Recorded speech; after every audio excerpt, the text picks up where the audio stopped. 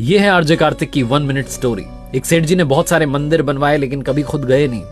बहुत सारे पुजारी मंदिरों में रख दिए लेकिन कभी खुद ने जाकर के पूजा की नहीं। एक दिन उन्हें पैसों का संकट आन पड़ा। उनको 100 करोड़ रुपयों की आवश्यकता थी। बिना देरी के मंदिर के लिए भागे और सुबह सुबह उनको बोहनी की आदत थी। उन्हें लगा कि कोई और आकर के प्रभु का मन खराब ना कर दें, तो जाकर के मंदिर के वहां खड़े हो गए। लेकिन जाकर देखते हैं कि एक भिखारी उनसे पहले आकर के खड़ा हुआ है और भिखारी आकर के कह रहा है कि प्रभु 100 रुपयों का इंतजाम करवा देना, मेरी पत्नी बीमार है, कुछ दवा का प्रबंध हो जाता तो पत्नी ठीक हो जाती। सेठ जी का दिमाग खराब हो गया कि आकर के ईश्वर का मन खराब कर रहा है सुबह सुबह 100 रुपयों के लिए। बिना देरी के जेब से निकाल करके 100 रुपए भिखारी को दिए और कहा चलो निकलो। भिखारी ने भगवान को प्रणाम करके कहा क्या बात है, आपने तो पहली बार में ही प्रार्थना स्वीकार ली।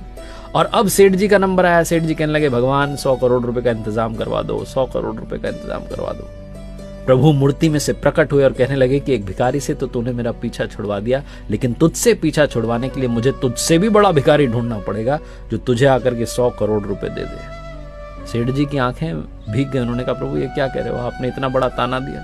भगवान ने कहा और क्या, तू हमेशा मांगने ही तो आता है, कभी मिलने नहीं आया।